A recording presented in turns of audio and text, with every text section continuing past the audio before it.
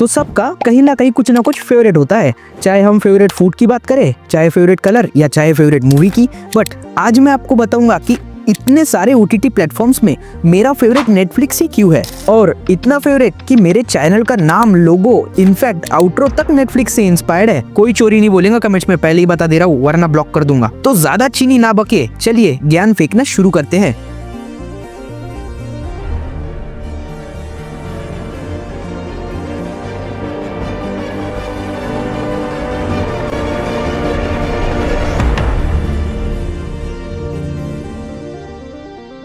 Netflix मेरे लिए मेरी फेवरेट टीचर की तरह है, जो कभी ना मुझे होमवर्क देती थी, और अगर दिया भी तो ना करने पर कभी पनिशमेंट भी नहीं देती थी। बट नेटफ्लिक्स ही क्यों? OTT ऐप्स तो बहुत सारे हैं। अब इसको क्लियर करते हैं 4 रीजंस में, जिसमें से 4th की वजह से ही नेटफ्लिक्स मेरा इतना फेवरेट है कि मैंने अपने चैनल को ही उसको डेडिकेट कर दिया है। तो पहला कारण है कंटेंट। अगर आप ट्रैक रखते होंगे सीरीज का थोड़ा सा भी, तो आपको पता होगा कि सीरीज का असली बादशाह तो नेटफ्लिक्स ही है।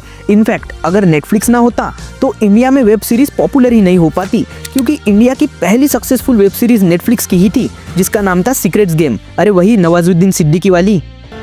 वो भी अपना कुछ नहीं बिगाड़ सकता, क्योंकि अपन उसके भी ऊपर है।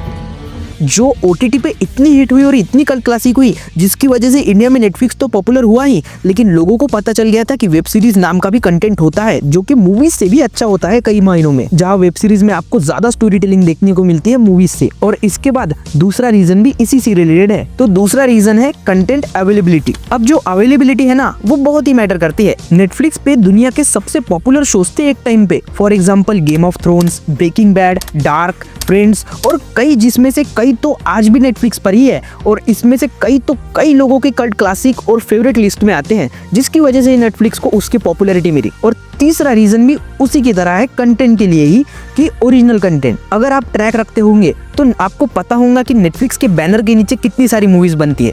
अगर नेटफ्लिक्स ना होता तो हमें कभी ना देखने को मिलती series like Daredevil, stranger things, cobra काय और मेनी मोर, क्योंकि नेटफ्लिक्स इन्हें खुद प्रोड्यूस करता है, नेटफ्लिक्स ओरिजिनल के अंडर में, जो कि नेटफ्लिक्स का खुद का प्रोडक्शन हाउस है। नेटफ्लिक्स इतना अच्छा कंटेंट प्रोड्यूस करता है, हाँ कुछ को छोड़ दिया जाए तो, लेकिन अगर नेटफ्लिक्स ना होता तो हमें सच में ऐसी वेब सीरीज देखने को कभी नहीं मिलती। इन सभी कारणों की वजह से तो नेटफ्लिक्स मेरा फेवरेट बन ही चुका था ऑलरेडी, लेकिन 4th रीजन की वजह से ही उसको मेरे दिल में एक परमानेंट जगह मिली है।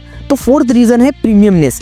अगर आप बाकी ऐप के इन्फ्लुएंस और फीचर्स को कंपेयर करो नेटफ्लिक्स से, तो 100 टाइम्स अच्छा एक्सपीरियंस प्रोवाइड करता है नेटफ्लिक्स। आपको ना ही ऐड देखने को मिलती है, ना ही कोई वाटरमार्क परेशान करता है, और कंटेंट की क्वालिटी तो सबसे अच्छी। इसका 480p का और 720p का कंटेंट भी अच्छे ऐप्स के 4K कंटेंट से बेहतर होता है। हाँ थोड़ा महंगा है, बट प्रीमियम चीजें डिजर्व भी करती है महंगा होना। और नेटफ्लिक्स इतना अच्छा इसलिए भी है क्योंकि नेटफ्लिक्स इस इंडस्ट्री में सबसे पहले आया था।